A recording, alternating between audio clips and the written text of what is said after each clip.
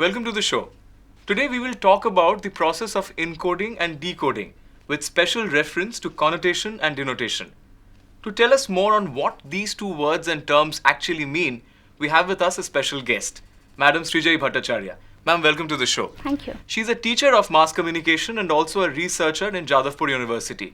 And to take you through the show, I'm Amartya Shaha, and with me I have Indrani Bhaumik.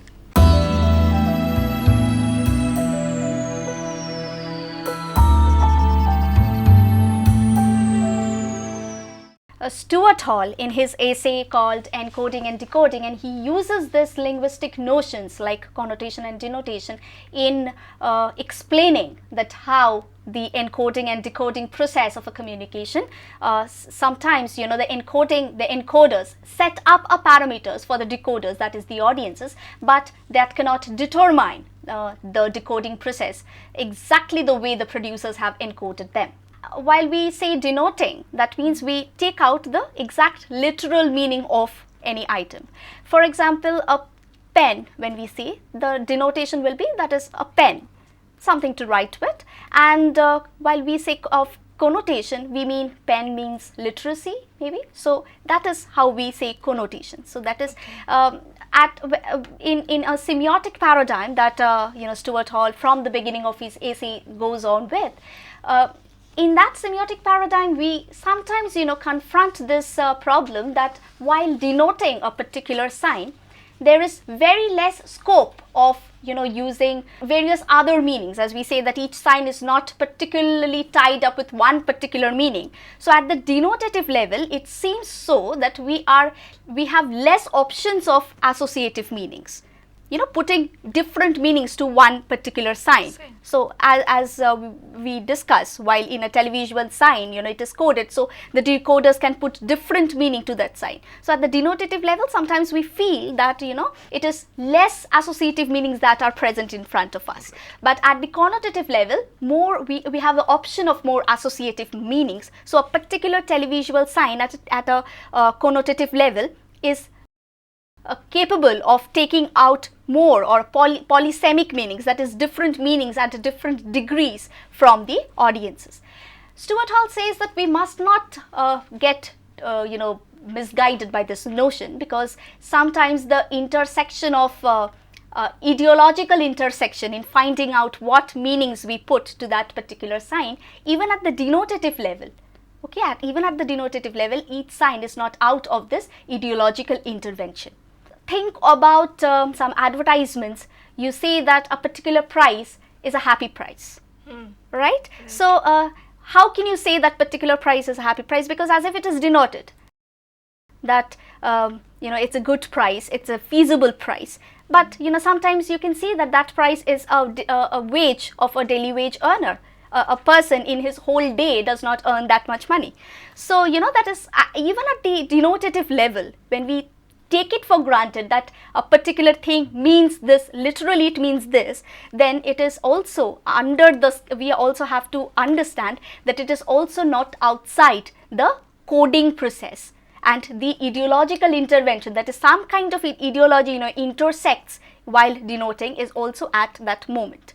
So what Stuart Hall is saying, that it is just an analytical tool to understand that which terms are more ideologically determined, that it is meant to be to have or to contain the meaning like this only, and which terms are less scattered in society in order to, or it is more adaptive in getting on more associative meaning. So it is just an analytical tool for us, for us, that means the researchers, to set up a thumb rule or to set up a rule in order to identify that which rules, which terms or which signs are more ideologically assumed or absorbed, that is, we not even think, or we not even question that whether it is at all coded or not, whether it is at all coded by, or some kind of an ideology is working while taking out meanings from it or not, and which words are are left for us so that we can give more meanings, more associative meanings.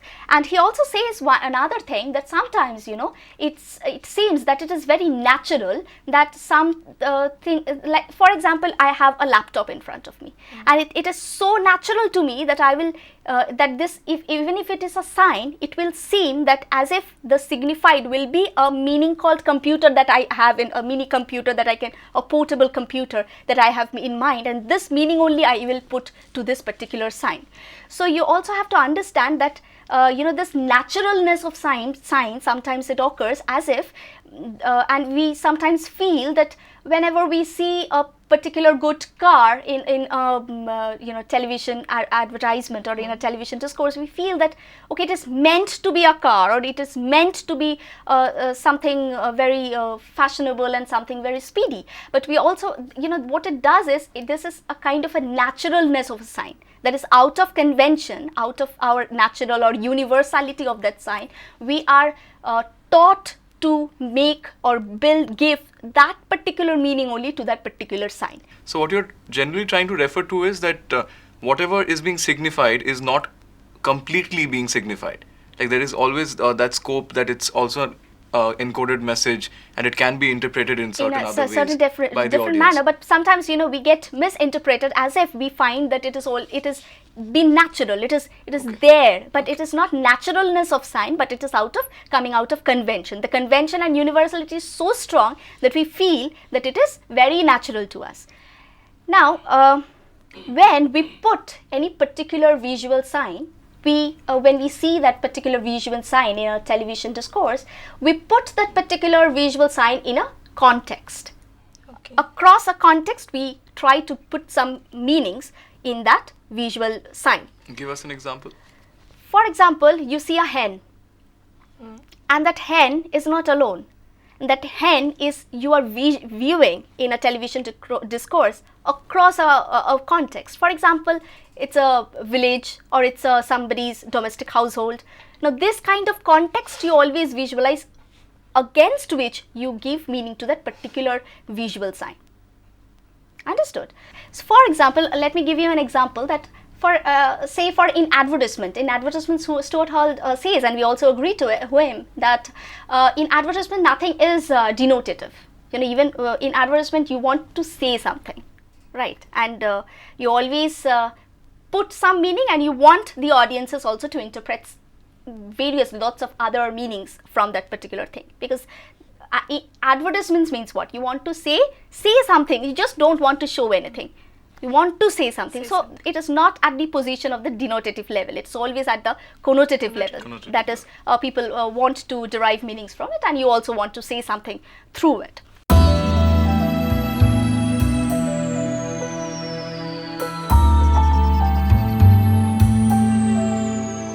The moment I am leaving it for my audience to encode it in a certain way, and the moment I lose control over a particular fixed meaning that I'm trying to send across in my communication process, does that leave a huge scope for misunderstanding? Yeah, exactly. Let me clear you that what Stuart Hall says, that in this field, when we put a particular visual sign across a context and try to derive its meaning from it, then power and ideology, these are the two things that continuously goes on working. Let me give you an example. Say for instance a fairness cream. It's a very demanding one in our present context. So when we show a fair lady, and we can always show that that is the most fashionable or the fashion in thing. If we put that particular fair lady, or a woman aspiring to be a fair lady, in a particular, say, fashion subcode, that is what is fashion, in that particular context, if you place that particular fair lady, what can be derived from that meaning is, only a fair lady can be fashionable, or that only a fair lady is supposed or coveted by all. That means that fair lady is very much fashion in. Now I bring out the power and ideology of a kind of capitalism out of here. Now if I consider that power of capitalism and ideology of capitalism is actually working in this, so what Stuart Hall says, that this power and ideology, it interacts with the semantic codes of the context of the culture, and it takes the codes of a particular culture, it intersects with the codes of the context, and bring out a ideology and power out of it. So the culture that against which the receiver is set against, that culture intersects with the codes of culture of the context that is working, and this intersect in order to find out what ideology and what power is actually working in order to make the receiver feel or understand or bring out meanings out of that particular advertisement discourse or advertisement picture. So here in this particular context, I might say that the power of ideology and the power of the power and ideology of capitalism won't let any receiver think or understand that romance or fashion actually does not depend on anything called a fair screen.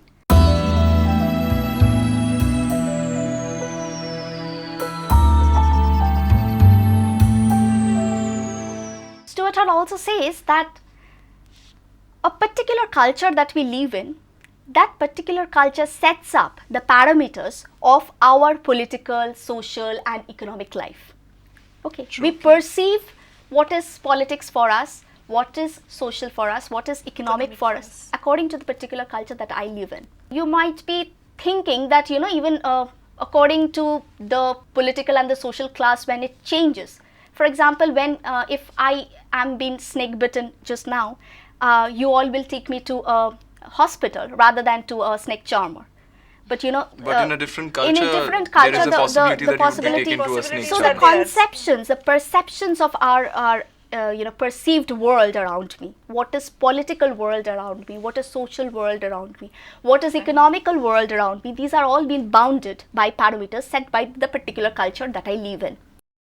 So this particular culture, what it does is it gives me a dominant cultural order. That is, this dominant cultural order, what it does, it guides me in finding a map of meanings. That is, what is the pool or the bag of meanings that I have with myself, and I will, from that bag of meaning or that pool of meaning, I will pick up and choose those meanings and put to the particular visual scenes or visual signs that the television discourse gives me. So, and as you can understand that this particular dominant cultural order is of course different for different cultures as the cultures change. So the receiver's social position, political position, everything changes, and accordingly his map of meanings, his pool of meanings will always continuously goes on changing. With the change in technology, with so much globalization happening and its impact being felt everywhere, do you somewhere see this particular line maybe disappearing? Because the indigenous culture is getting lost, and that has been a criticism very often, that maybe we are trying to thrust upon there is global media coming into, and then indigenous culture is losing its significance. Because if the global media casts such an impact, then these things that we are referring to, individual cultures having their own meanings, that kind of gets lost. How do you see that? Yeah. If you think that culture as a homogenizing Yes. approach, then probably we have to think in a different way. But keeping into being the context as to the essay, he is referring to a particular person's own cultural and social and political background as to be intact and different in different cultures. And he is also not referring to subcultures which theorists like David Morley take up later on, and he says even this changes with the subcultures that resides within one particular culture.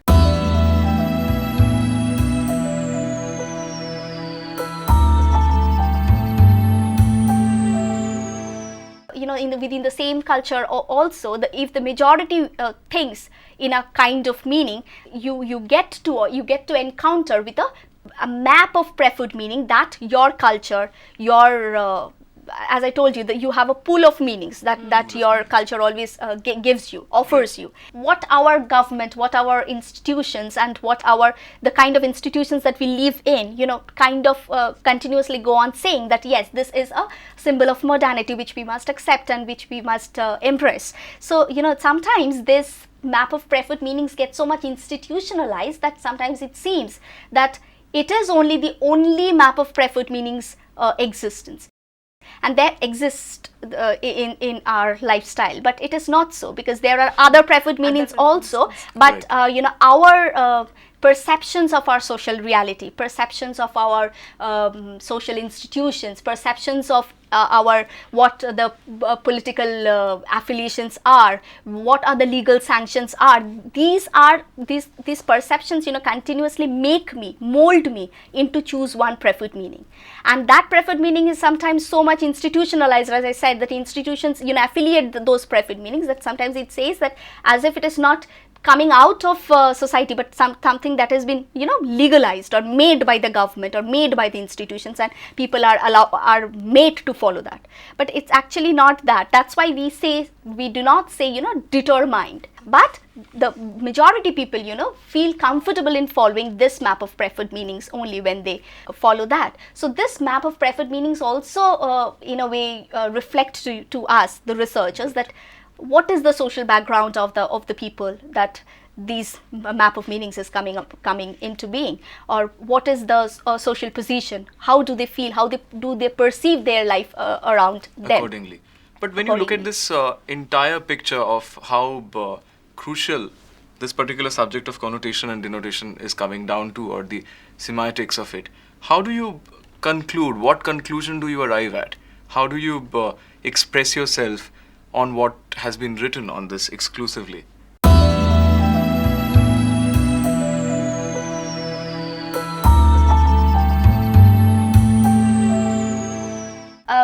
There is a term called misunderstanding. That is, if you say that there is an institutionalized map of meaning, then why do you say that people don't understand what the producers are actually wanting them to communicate? Right. So he says that positivist research, as I continuously go on saying, that Stuart Hall criticizes this method, and he says that the positivist research, they fail to understand that why this misunderstanding is continuously goes on occurring. He says that this occurs because actually maybe the audiences, the receivers, are not acting in the preferred line of meanings, and therefore this misunderstanding occurs because the producers encode the message assuming the preferred code of meanings, but the audiences do not perceive that, and they do not act in that map of preferred, or according to the dominant cultural order, the map of preferred meanings, and therefore this misunderstanding occurs. The receivers do not feel or they perceive the map of preferred meanings, or the producers do not feel or presume the map of preferred meanings, and they produce or encode the message in a completely different way, and so therefore the misunderstanding occurs. In order to explain this concept of misunderstanding, Stuart Hall has gone through this whole process of connotation and denotation, that how this map of preferred meanings come out. Right. Okay. And for that he gives three hypothetical positions in order to empirically prove that. One is the dominant hegemonic position, where the producers and the receivers are at the same level. That is, what the producers, the encoders produce according to a particular preferred meaning, the decoders similarly, the same way they just on the same line they just decode it. Right. And the second is the negotiated position. The first you can always understand, it's a very ideal type of communication, it never happens. Okay, the negotiated position, he says, that where the encoders produce something on referring to something grand totalization, so on something referred to the national importance or so, and the decoders, when they perceive that event and they put that message according to their own context, they reject something and they accept something. The third is the oppositional code, that is when you send some message and the receiver at the receiving end completely negates it. That is, the entire message has been negated by the receiver or the audiences. So by this three empirical positions, Stuart Hall tries to say that during the time of connotation and denotation, how misunderstandings occur, and how the receivers receive, and the main thing that Stuart Hall concludes in saying that the encoders set up a parameter, that is the culture, the cultural order, the pool of preferred meaning that I was talking about. But even then, that cannot determine the decoder's position, because it might be the case that the preferred meaning that the encoders have thought of is not And the not taken same up by with that of the the decoders. decoders. So that's how we end the lecture by, so this is the conclusion that we can draw upon, that we have to take a different route out from the positivist or behavioral research, and we have to understand that it is not always that the audiences are very much dormant or passive receivers of whatever the media tries to put them to, but they also have their own positions, and they also work within some particular parameters set up, or that is been coming out of the particular culture that they live in. But even that cannot decide the final exact outcome of the communication line. communication. And therefore the misunderstanding, the term called misunderstanding, which the positivist research never could understand in this way, Stuart Hall Hall has tries done. to throw a light upon it. Thank you so much. Thank you.